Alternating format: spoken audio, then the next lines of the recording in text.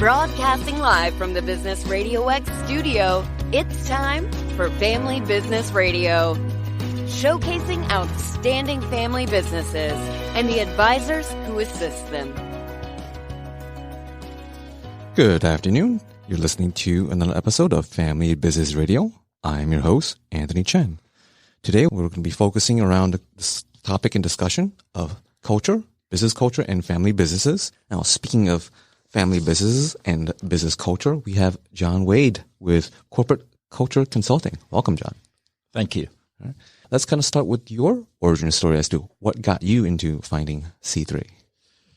So I started working for large companies. My dad was in a large company, and I started from the ground up and worked for Frito-Lay and PepsiCo and worked at Nestle, and then ended up working at Chateau Saint Michel Winery out in Seattle, Washington, and was marketing director for them. When I turned 40, I figured out my passion. I got an opportunity to go interview for a job as a leadership trainer and consultant, and it was a European company that gave me the opportunity to do this. I've been doing it for now 15 years, and about 8 years ago, I discovered that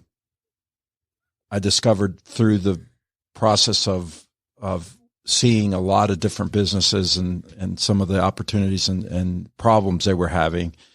And almost all the problems didn't have to do with technical, things. It had to do with people.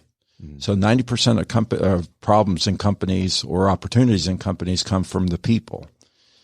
And most of the leaders spend a lot of time on strategies and processes, and not a lot of time on the people part, not a lot of time on the behaviors, on the values. And so I looked up Corporate Culture Consulting to register it as a .com 8 years ago, and it was available. And I was surprised, because you couldn't find a .com that had strategy written in it.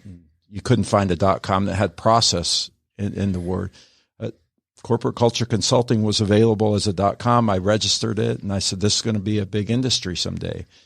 And it's not surprising that most people think of culture as something esoteric that doesn't have a lot of value. It's not kind of squishy. I was actually told on another radio show that it's like yogurt. It's kind of wet and squishy. And I said, yogurt's good for you. Culture's good for you. I said, you ought to think about, the saying that got me into this business is that's attributed to Peter Drucker, even though some people say he didn't say it, is culture eats strategy for breakfast. And the reason that's a very important quote is because if you think that culture eats strategy for breakfast, and you think of, let's just think of the Chick-fil-A, for instance, very successful chain of chicken stores. And if you think of Kentucky Fried Chicken and you think of Chick-fil-A, the only difference really between the two, they both have great processes. They both have great strategies for the chicken. They get you the chicken fast, and it's good. Both of them produce a good product. The difference between Chick-fil-A and Kentucky Fried Chicken is culture. It's the people and the values and the behaviors that you see at Chick-fil-A versus the values and the behaviors you see at Kentucky Fried Chicken. And let's just take that to the bottom line, because a lot of people say, oh, well, if you work on culture, it's not worth anything. I don't want to spend time. I want to spend time on my processes and systems. I say, okay, then you're going to leave $4 million on the table, because Kentucky Fried Chicken makes about $1 million per store. Chick-fil-A makes $5 million. So culture eats strategy for breakfast, lunch, and dinner at Chick-fil-A. just not on Sundays. Just not on Sundays. And even being closed on Sundays, they still make $5 million per store. So if you want to discover the secret of business, it's in the culture. And the culture is not that difficult if you narrow it down to what it is. It's values and behaviors. The really great companies know their values, and they know the behaviors that they're supposed to have, and they align them, and they work on them, daily. And if you go into Chick-fil-A and you say thank you to any person at Chick-fil-A, what are they going to say? It's my pleasure. It's my pleasure is the behavior that's been taught to them over the last 15 years. It actually took 4 years to install the "it's my pleasure" saying and the "it's my pleasure" attitude. And it actually came from the Ritz-Carlton here in Atlanta, because Truett Cathy was at the Ritz-Carlton. When he said thank you, one of the waiters said, "It's my pleasure, sir." And he said, I want everybody at Chick-fil-A to say "it's my pleasure." And I don't only want them to say it, I want them to mean it. Mm-hmm. So what is culture? It's a value like the "it's my pleasure" attitude or value that's exemplified every day at Chick-fil-A. It's their pleasure to serve you. That's really what they mean. They smile with teeth. They clean the bathrooms. They do all the things that most fast food restaurants. They care about the people. Truett would say, "I'm not in the chicken business. I'm in the people business." Mm-hmm. And we need to, as companies, start getting back into the people business, because if you think that bad times are coming in the economy, and price and product have now been overtaken by service as the number one thing that people are looking for in a company, and every company from a family business or small company to a really large family business or company needs to pay attention to the service. And a lot of companies are calling us right now and saying, "We want to be the first customer-centric company in our business sector." And I go, if you're not employee-centric, forget about being customer-centric. Because if your employees are unhappy or your employees don't know how to behave, they're not going to behave that way with the customers, and you're going to have a problem. So if you don't believe in having a behavior consultant come and talk to you, then just let it ride and see what happens. I mean, we've got huge disasters at companies that are happening because of their culture. Boeing is going through a huge problem right now because of culture. They had a pump the planes out culture, and their number one value at Boeing is safety. And, if safety is important, you need to live it every day. And if pump out the planes is your culture, then pump out the planes has some problems associated with it. Mm-hmm. So this is a serious subject that costs companies billions of dollars. And really, you need to get help.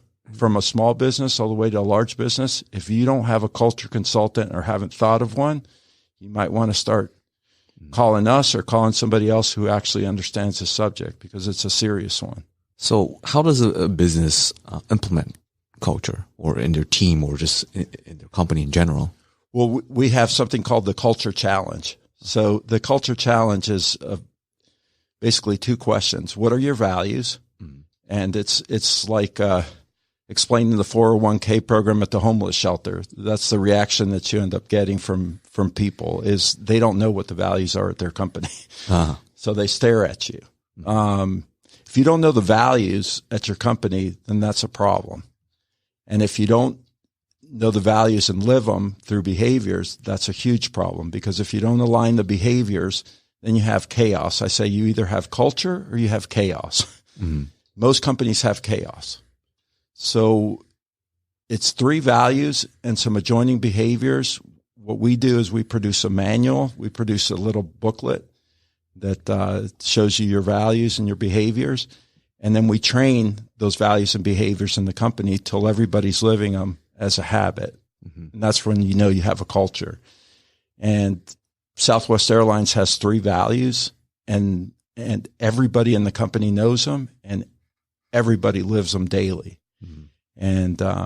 And they have gone to great lengths and a lot of investment to make sure that as a low-cost airline, they have a great culture, because culture eats strategy for breakfast.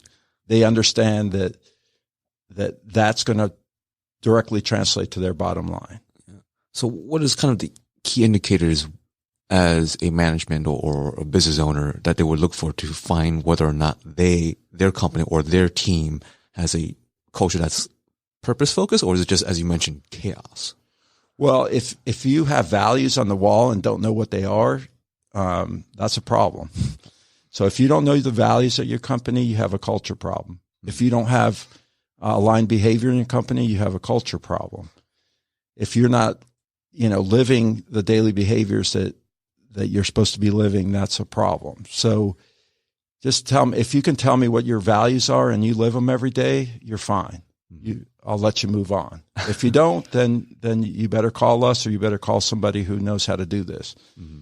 And there's not a lot of people that know how to do this, because it is a soft thing that's taken me 15 years to figure it out.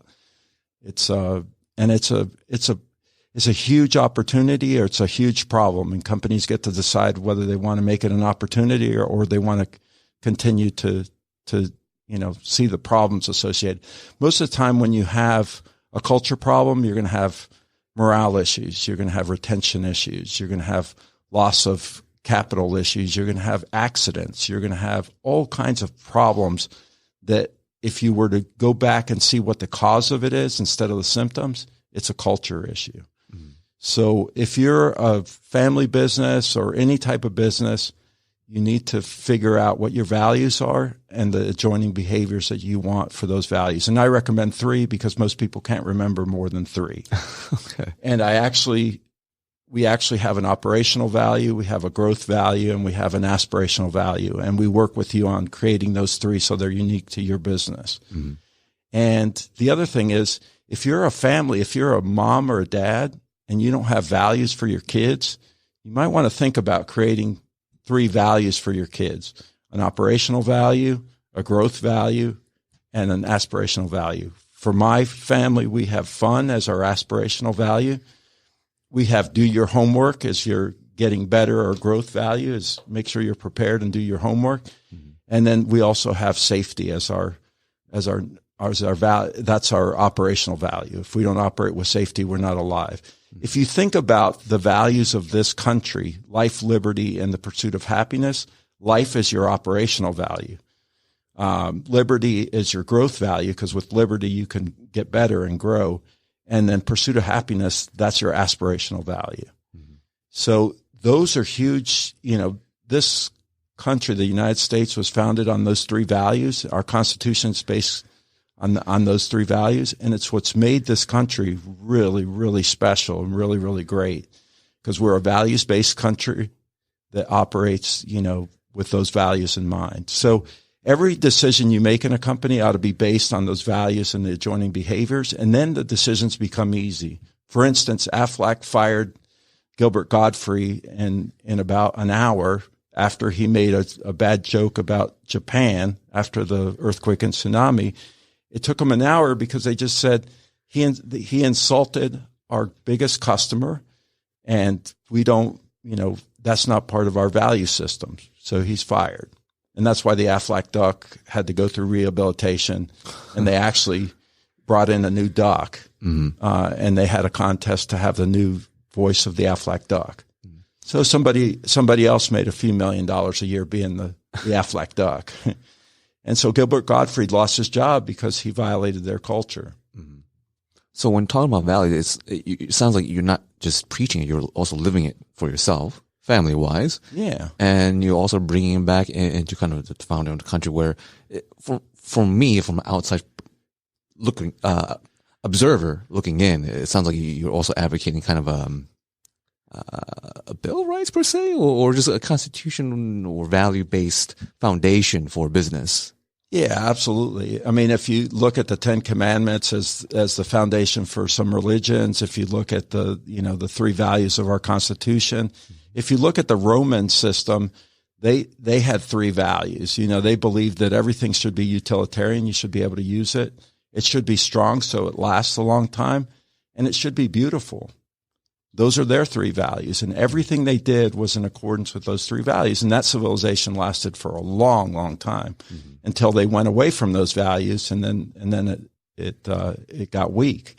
So yeah, you need to have, you need to have a Bible for your business, and we call it the little culture book. Mm-hmm.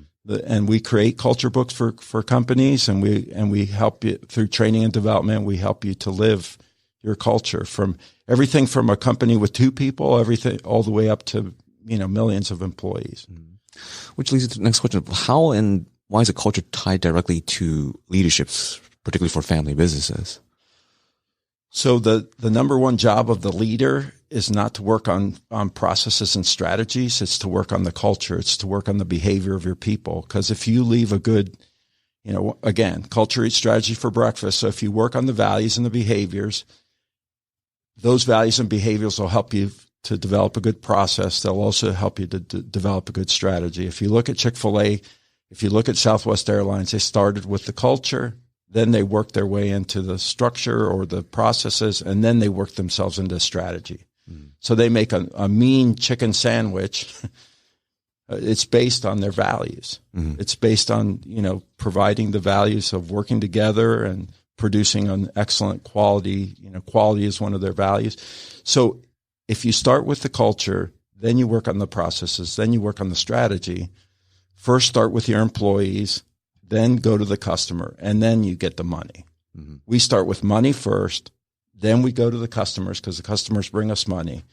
And then as an afterthought, we think of the employees or our team members. So start with the team members, work on their behaviors, work on their values, and then work your way into the processes, and then work your way into the money.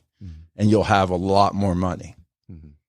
Well, before we end here, what is one tidbit or advice that you would like for people listening to at least take away from? If you don't know your values, start to learn them and start to develop them. And if you have 10 of them, get to 3. And if you have 3 of them and they're balanced, start training and developing them, and then actually live them. And if you do that, you'll be surprised that through good times and bad, values will last. That's your ultimate competitive advantage, is to have a culture based on values and behaviors and that'll last through the generations, just like with your family. The greatest gift I can give my daughter is those 3 values, because I'm not going to be with her as she's growing up in the next few years, because she's 17 and she's off to college. I'm not going to be with her, but those values will be with her and the adjoining behaviors, and I trust that she will do well. Great. Well, how does someone now listen to all this, kind of a red light bulb goes off in their head and go, I probably need some help with my values or chaos I have running. How do they best find you? If you have chaos or you have culture and you want to even make it better, you can reach me at jwaid@corporatecultureconsulting.com.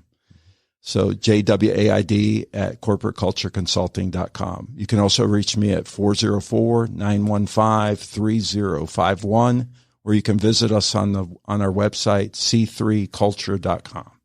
Well, thank you, John. Thank you. Well, this show is sponsored and brought to you by yours truly, Anthony Chen with Lighthouse Financial Network.